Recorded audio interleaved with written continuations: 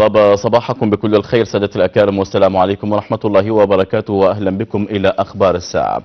قتل نحو 30 عنصرا من جماعة داعش الوهابية بقصف لطيران الجيش العراقي استهدف رتلا تابعا لهم بين محافظتي الأنبار وصلاح الدين.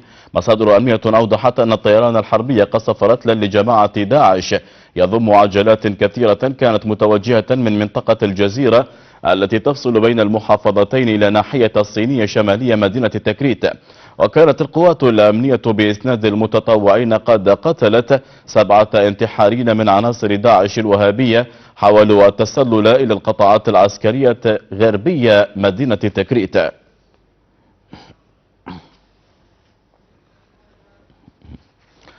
أكدت الحكومة المحلية في صلاح الدين استمرار العمليات العسكرية لتحرير مدينة تكريت بشكل كامل من جماعة داعش.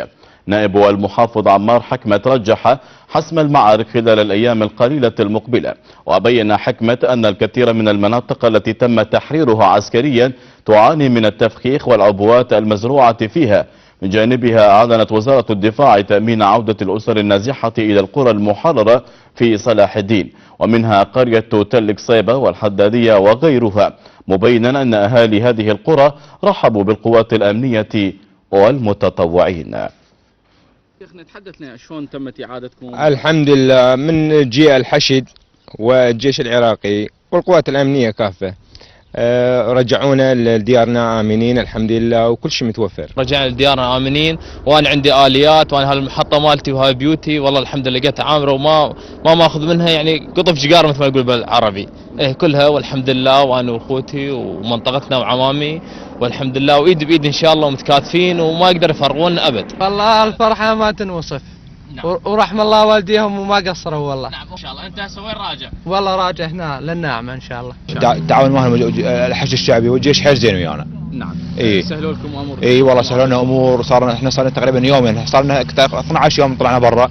نعم. حررنا هاي المنطقة وقالوا لنا ارجعوا لاهاليكم. شو اسمها المنطقة؟ تل قصيبة. والله ما شاء الله الجيش كلهم اخواننا الحمد لله. ان شاء الله. وطائفية ماكو وقدموا لنا مساعدات. نعم.